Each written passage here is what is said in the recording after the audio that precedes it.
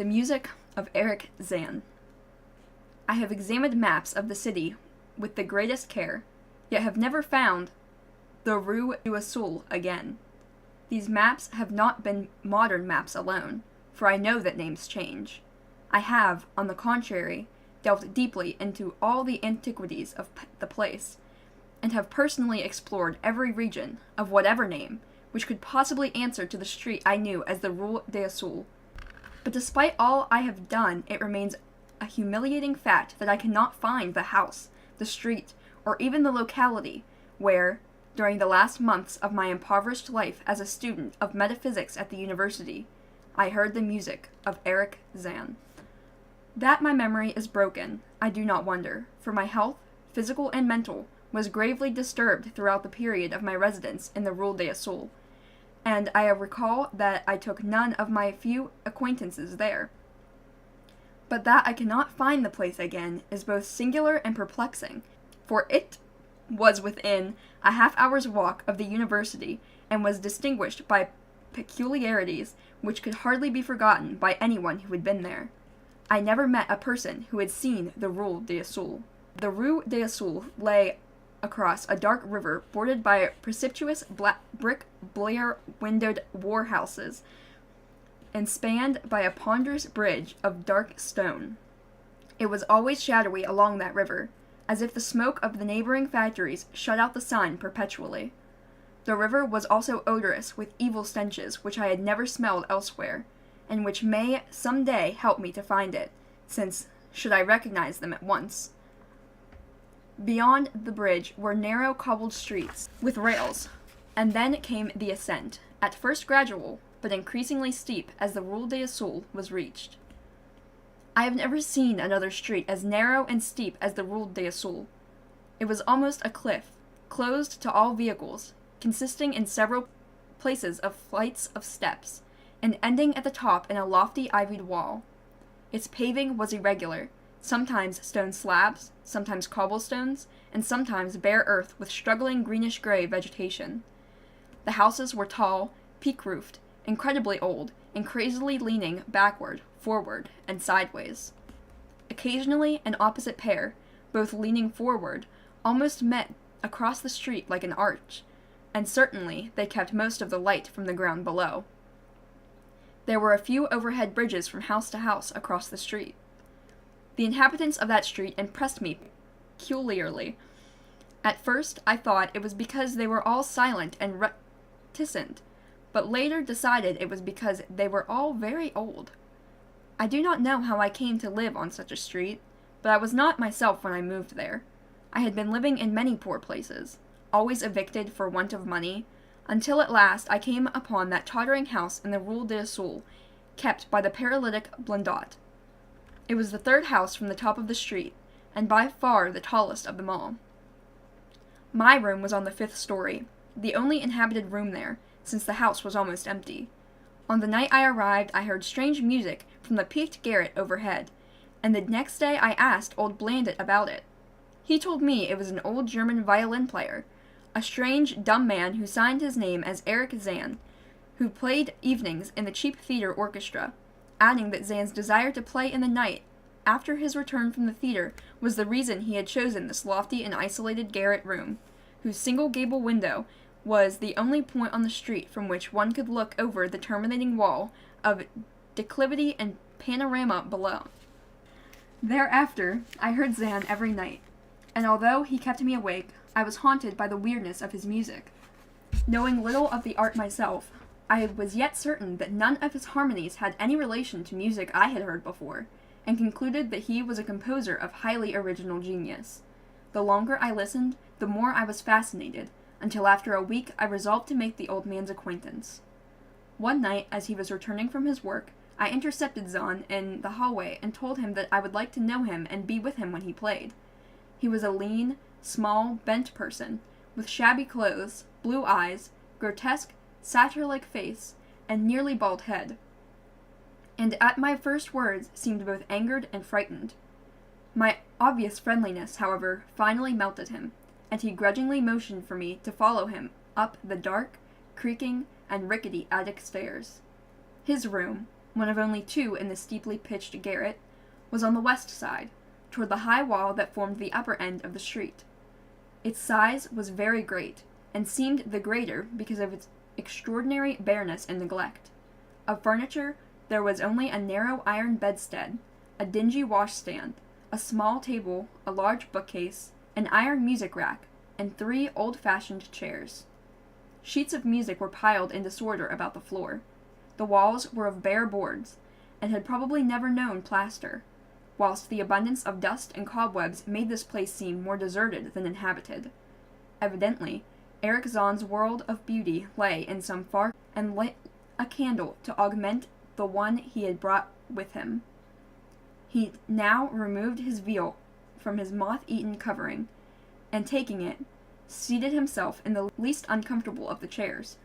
He did not employ the music rack, but offering no choice and playing from memory, enchanted me for over an hour with strains I had never heard before, strains which must have been of his own devising. To describe their exact nature is impossible for one unversed in music. They were kind of like a fugue, with recurrent passages of the most captivating quality, but to me were notable for the absence of any other weird notes I had overheard from my room below on other occasions. Those haunting notes I had remembered, and had often hummed and whistled inaccurately to myself. So, when the player at length laid down his bow, and I asked him if he would render some of them. As I began my request, the wrinkled, satyr-like face lost the bored placidity it had possessed during the playing, and seemed to show the same curious mixture of anger and fright which I had noticed when I first accosted the old man. For a moment I was inclined to use persuasion, regarding rather lightly the whims of senility, and even tried to awaken my host's weirder mood by whistling a few of the strains to which I had listened to the night before. But I did not pursue this course for more than a moment, for when the musician recognized the whistled air, his face grew suddenly distorted with an expression wholly beyond analysis, and his long, cold, bony right hand reached out to stop my mouth and silence the crude imitation. As he did this, he further demonstrated his eccentricity by casting a startled glance toward the lone curtain window, as if fearful of some intruder, a glance doubly absurd, since the garret stood high and inaccessible above all the adjacent roofs, this window being the only point on the steep street, as the concierge had told me, from which one could see over the wall at the summit. The old man's glance brought Blandit's remark to my mind, and with a certain capriciousness I felt a wish to look out over the wide and dizzying panorama of moonlit roofs and city lights beyond the hilltop, which of all the dwellers in the Rue de Assault only this crabbed musician could see. I moved toward the window, and would have drawn aside the nondescript curtain before the dumb lodger was upon me again, this time motioning with his head toward the door as he nervously strove to drag me thither with both hands. Now thoroughly disgusted with my host, I ordered him to release me, and I told him I would go at once. His clutch relaxed, and as he saw my disgust and offense, his own anger seemed to subside. He tightened his relaxing grip, but this time in a friendly manner, forcing me into the chair, then, with an appearance of wistfulness, crossing to the littered table, where he wrote many words with a pencil in labored French of a foreigner. The note which he finally handed me was an appeal for tolerance and forgiveness. Zann said that he was old, lonely, and afflicted with strange fears and nervous disorders connected with his music and with other things. He had enjoyed my listening to his music, and wished I would come again and not mind his eccentricities, but he could not play to another his weird harmonies, and could not bear hearing them from another, nor could he bear having anything in his room touched by another. He had not known until our hallway conversation that I could overhear his playing in my room, and now asked me if I would arrange with Blandit to take a lower room where I could not hear him in the night. He would, he wrote, defray the difference in rent. As I sat deciphering this execrable French, I felt more lenient toward the old man. He was a victim of physical and nervous suffering, as was I, and my metaphysical studied me kindness. In the silence there came a light sound from the window. The shutter must have rattled against it in the night wind, and for some reason I started almost as violently as did Erich Zann. So, when I had finished reading, I shook my host by the hand and departed as a friend. The next day, Blandit gave me a more expensive room on the 3rd floor, between the apartments of an aged moneylender and the room of a respectable upholsterer. There was no one on the 4th floor. Page. It was not long before I found that Zann's eagerness for my company was not as great as it had seemed when he was persuading me to move down from the 5th story. He did not ask me to call on him, and when I did call, he appeared uneasy and played listlessly. This was always at night. In the day he slept and would admit no one. My liking for him did not grow, though the attic room and the weird music seemed to hold an odd fascination for me. I had a curious desire to look out of that window, over the wall and down the unseen slope at the glittering roofs and spires which must lay outspread there. Once I went up to the garret during theater hours, when Zann was away, but the door was locked. What I did succeed in doing was to overhear the nocturnal playing of the old man. At first I would tiptoe up to my old 5th floor. Then I grew bold enough to climb the last creaking staircase to the peaked garret. It was not that the sounds were hideous, for they were not, but that they held vibrations suggesting nothing on this globe of earth, and that at certain intervals they assumed a symphonic quality which I could hardly conceive as produced by one player. Certainly, Erich Zann was a genius of wild power. As the weeks passed, the playing grew wilder, whilst the old musician acquired an interesting haggardness and furtiveness pitiful to behold. He now refused to admit me at any time, and shunned me whenever we met on the stairs. Then, one night, as I listened at the door, I heard the shrieking violin swell into a chaotic babble of sound, a pandemonium which would have led me to doubt my own shaking sanity had there not come from behind that barred portal a piteous proof that the horror was real, the awful, inarticulate cry which only a mute can utter, and which rises only in the moments of the most terrible fear or anguish. I knocked repeatedly at the door, but received no response. Afterward, I waited in the black hallway, shivering with cold and fear, till I heard the poor musician's feeble effort to rise from the floor by the aid of a chair. Believing him just conscious after a fainting fit, I renewed my rapping, and at the same time called out my name reassuringly. I heard Zann stumble to the window and close both the shutter and sash, then stumble to the door, which he falteringly unfastened to admit me. This time his delight at having me present was real, for his distorted face gleamed with relief while he clutched at my coat as a child clutches at its mother's skirts. Shaking pathetically, the old man forced me into a chair whilst he sank into another, beside which his violin and bow lay carelessly on the floor. He sat for some time inactive, nodding oddly, but having a paradoxical suggestion of intense and frightened listening. Subsequently, he seemed to be satisfied, and crossing to a chair by the table, wrote a brief note, handed it to me, and returned to the table, where he began to write rapidly and incessantly. The note implored me in the name of mercy, and for the sake of my own curiosity, to wait where I was while he prepared a full account in German of all the marvels and terrors which beset him.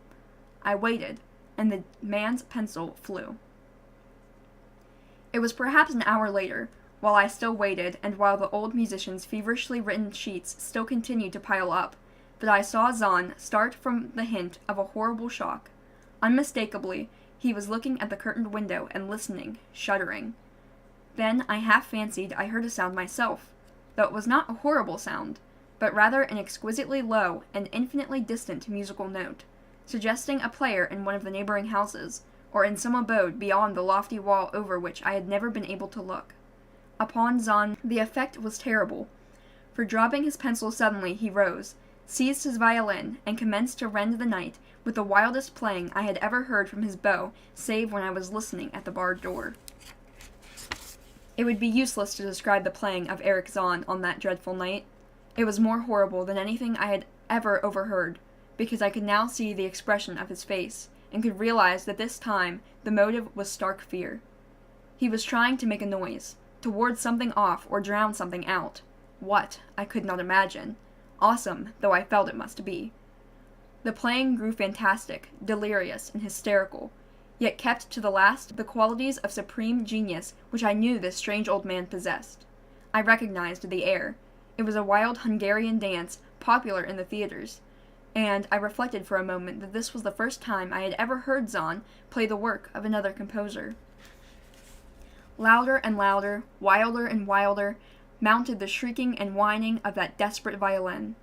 The player was dripping with an uncanny perspiration and twisted like a monkey, always looking frantically at the curtained window. In his fancied strains I could almost see shadowy satyrs and bacchanals dancing and whirling insanely through the seething abysses of clouds and smoke and lightning. And then I thought I heard a shriller, steadier note that was not from the violin, a calm, deliberate, purposeful, mocking tone from far away in the west. At this juncture, the shutter began to rattle in a howling night wind which had sprung up outside as if in answer to the mad playing within. Zann's screaming violin now outdid itself, emitting sounds I had never thought a violin could emit. The shutter rattled more loudly, unfastened, and commenced slamming against the window. Then the glass broke shiveringly under the persistent impacts, and the chill wind rushed in, making the candles sputter and rustling the sheets of paper on the table where Zann had begun to write out his horrible secret. I looked at Zann, and saw that he was past conscious observation. His blue eyes were bulging, glassy, and sightless, and the frantic playing had become a blind, mechanical, unrecognizable sound that no pen could even suggest. A sudden gust, stronger than the others, caught up the manuscript and bore it out toward the window. I followed the flying sheets in desperation, but they were gone before I reached the demolished panes. Then I remembered my old wish to gaze from this window, the only window in the Rue de Soul from which one might see the slope beyond the wall, and the city outspread beneath. It was very dark, but the city's lights always burned, and I expected to be able to see them amidst the rain and wind. Yet, when I looked from the highest of all gable windows, looked while the candles sputtered and the insane violin howled with the night wind, I saw no city spread below, and no friendly lights gleaming from remembered streets, but only blackness of space illimitable, unimagined space alive with motion and music, and having no semblance to anything on earth. As I stood there looking in terror, the wind blew out the candles in that ancient peaked garret, leaving me in savage and impenetrable darkness with chaos and pandemonium before me, and the demon madness of that night-baying violin behind me.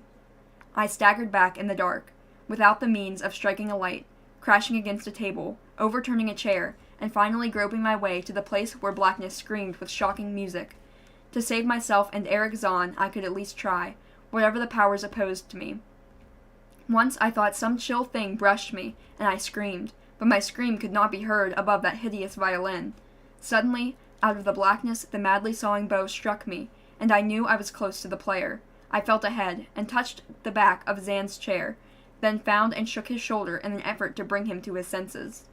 He did not respond, and still the violin shrieked on without slackening. I moved my hand to his head, whose mechanical nodding I was able to stop, and shouted in his ear that we must both flee from unknown things in the night. But he neither answered me, nor abated the frenzy of his unutterable music, all while through the garret strange curtains of wind seemed to dance in the darkness and babble. When my hand touched his ear I shuddered, though I knew not why till I felt the still face, the ice-cold, stiffened, unbreathing face, whose glassy eyes bulged uselessly in the void. And then, by some miracle, finding the door and the large wooden bolt, I plunged wildly away from that glassy-eyed thing in the dark, and from the ghoulish howling of the accursed violin, whose fury increased even as I plunged. Leaping, floating, flying down those endless stairs through the dark house, racing mindlessly out into the narrow, steep, and ancient street of steps and tottering houses, clattering down the steps over cobbles to the lower streets and the putrid canyon-walled river, panting across the great dark bridge to the border, healthier streets, and boulevards we know. All these are terrible impressions that linger with me, and I recall that there was no wind, and that the moon was out, and that all the lights of the city twinkled. Despite my most careful searches and investigations, I have never been able to find the Rue de Soul, but I am not wholly sorry, either, for this, or for the loss of undreamable abysses of the closely written sheets which alone could have explained the music of Erich Zann.